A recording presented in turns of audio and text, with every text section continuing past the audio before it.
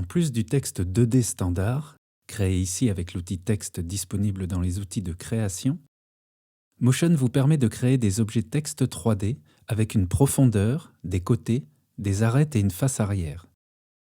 Dans l'inspecteur onglet 4 puis sous-onglet Apparence, cochez simplement Texte 3D et accédez au panneau des réglages. 3 blocs de paramètres vont vous permettre ici de modifier l'apparence du texte. Pour bien comprendre ce qui se passe, activez ici l'outil de transformation 3D et jouez avec les axes de position et de rotation du texte dans le canevas. Dans l'inspecteur, le premier bloc vous permet de modifier quelques paramètres de modélisation de vos lettres, comme par exemple la profondeur. Notez que même si le curseur semble bloqué à 100, il est tout de même possible d'aller plus loin en rentrant par exemple une valeur de 150. Le paramètre poids vous permet d'épaissir ou d'affiner uniformément l'ensemble des lignes et empattements de la typo. Les paramètres suivants sont dédiés aux bords, c'est-à-dire aux arêtes des lettres. De nombreuses options vous sont proposées ici.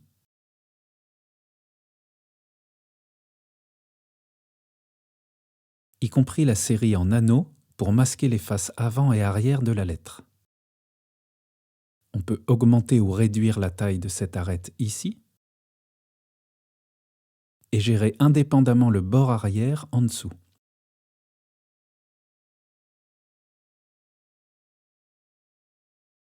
Les commandes d'éclairage et d'environnement intégrées dans ce deuxième bloc vont vous permettre d'augmenter le réalisme sans ajouter d'objets lumière à votre composition. Plusieurs styles d'éclairage vous sont proposés ici. Ainsi qu'un contrôle de l'intensité de l'éclairage choisi. Si on tombe l'intensité à 0, on voit encore le texte. Cela vient du paramètre environnement en dessous. Affichez ces options ici. L'éclairage d'environnement projette une image sur l'objet texte 3D pour simuler des reflets réels. Vous pouvez choisir entre différentes images ici. Imaginez une photo à 360 degrés qui entoure votre texte. Vous ne la voyez pas, mais elle se réfléchit sur les lettres. Modifiez si besoin l'intensité de cette réflexion, son contraste et sa saturation. Revenons au paramètre rotation. Pour reprendre l'image de la photo à 360 degrés, imaginez ici qu'elle tourne autour du texte, créant alors ce type d'effet sur les lettres.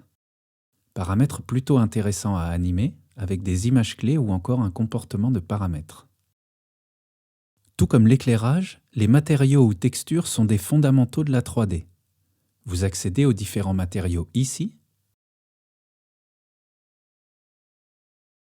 ou ici dans Substance, puis Type.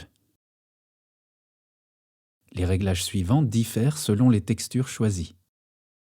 Prenons par exemple cet aluminium. On voit qu'on peut également rajouter ou retirer des couches supplémentaires à la texture. Comme ici ces taches. Ou encore ces bosses, dont on peut gérer la taille ici. Ok.